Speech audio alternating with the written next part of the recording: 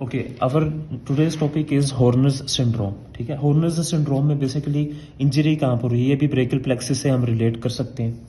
इसमें site of injury क्या है जी, T1 है ना जो, ठीक है, यानी फर्स्ट थोरेसिक नर्व है वो डैमेज हो जाती है जब वो थोरेसिक सिंपैथेटिक गैंग्लियन से निकल रही होती है ना, थोरेसिक सिंपैथेटिक गैंग्लियन से निकल रही होती है। ये अभी हम बाद में पढ़ेंगे कि जी जो थोरेसिक वर्टिब्रा हैं, उन जो थोरेसिक क्या हैं, वर्टिब्रा हैं, उनमें से थोरेसिक नर्व्स निकलती हैं। ठीक है, ये फॉर एग्जांपल मान लीजिए थोरेसिक वर्टिब्रा है, वर्टिब्रल कॉलम है, यहाँ से थोरेसिक नर्व्स निकलती हैं।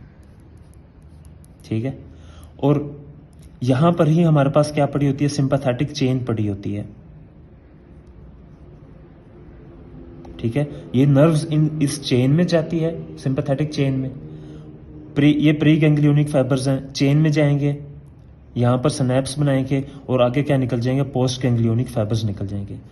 तो वो क्या कह रहा है जी, वो कह रहा है कि थोरेसिक सिंपैथेटिक गैंग्लियन के लेवल पर, यानी इस लेवल पर उसका क्या हो जाएगा, थोरेसिक नर्व का डैमेज हो जाएगा, वो गैंग्लियन के लेवल पर डैमेज हो जाएगा। अब देखें हमारे पास डिसेबिलिटी क्या होगी कि लॉस ऑफ सिंपैथेटिक फाइबर्स हो जाएगा।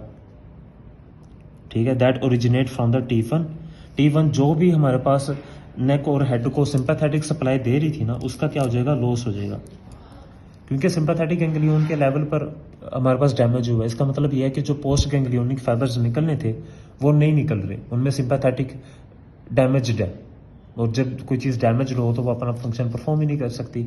अब डिफॉर्मिटीज़ क्या होंगी, तो पता क्या चला कि जी लॉस ऑफ क्या हो गया, सिंपैथेटिक हो गया, यानी सिंपैथेटिक का फंक्शन क्या हो गया, लॉस्ट हो गया।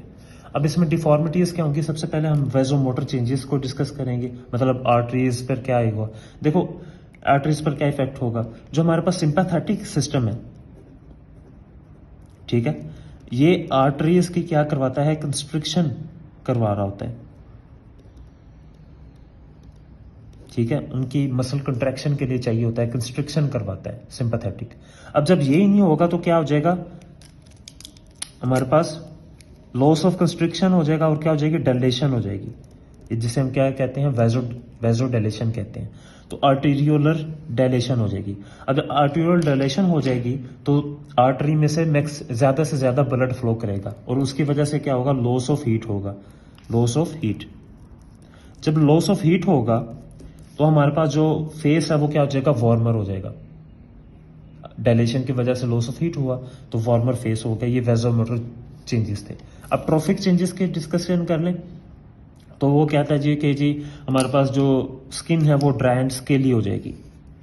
क्यों, क्योंकि लॉस ऑफ स्वेटिंग हो जाएगी, लॉस ऑफ स्वेटिंग हो जाएगी। अब ये लॉस ऑफ स्वेटिंग क्यों होगी, ये इस वजह से होगी क्योंकि जो सिंपैथेटिक सिस्टम है उसका फंक्शन क्या है कि वो बेसिकली क्या करवाता है, ग्लैंड्स में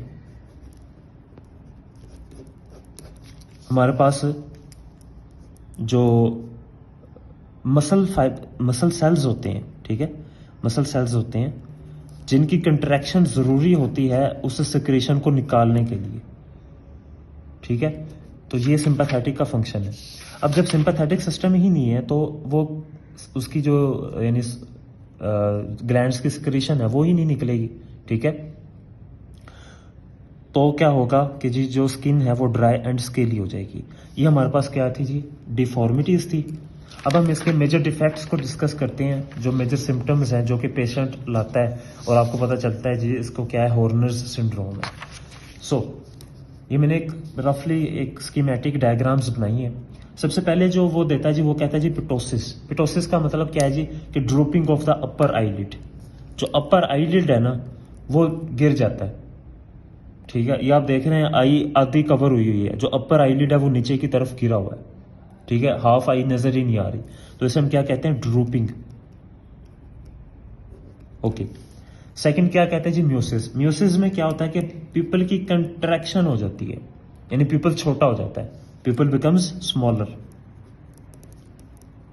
अब ये कैसे है जी, देखें ये हमारे पास आई है, लेंस है, ये इतना बड़ा जो डॉट है ये पुपिल है, और वो कंट्रैक्ट होने के बाद इतना छोटा सा रह गया है, तो ये पुपिल की कंट्रैक्शन म्यूसिस होती है। ये वाइवा में पूछा जाता है, what is miosis, what is ptosis. Anhidrosis हमने पहले एक्सप्लेन कर दिया, नो स्वेटिंग। एनहाइड्रोसिस, देखिए हाइड्रोसिस मतलब वाटर एक्सक्रीशन, एन मतलब नो सिक्रीशन, तो वो स्वेटिंग नहीं होगी फेस पे, जिसकी वजह से फेस क्या हो जाएगा, ड्राई हो जाएगा। इनफ्थैल्मस, इनफ्थैल्मस क्या होता है कि ये हमारे पास आई का जो सॉकेट है, बोनी आई बॉल है फॉर एग्जांपल, ये इसमें हमारे पास क्या है जी, आपकी आई है, तो ये ड्रॉपिंग हो जाएगी आई की into the bony orbital cavity, ठीक है, ये बैकवर्ड मूव कर जाएगी, ठीक है, इसे हम कहते हैं dropping off the eye into the bony orbital cavity.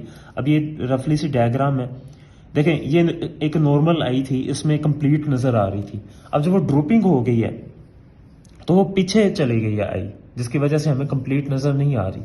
सो ये मेजर सिम्टम्स थे रिगार्डिंग द हॉर्नर्स सिंड्रोम। उम्मीद है आपको ये लेक्चर समझ आया होगा। चैनल को सब्सक्राइब एंड शेयर ज़रूर कीजिएगा। Thank you.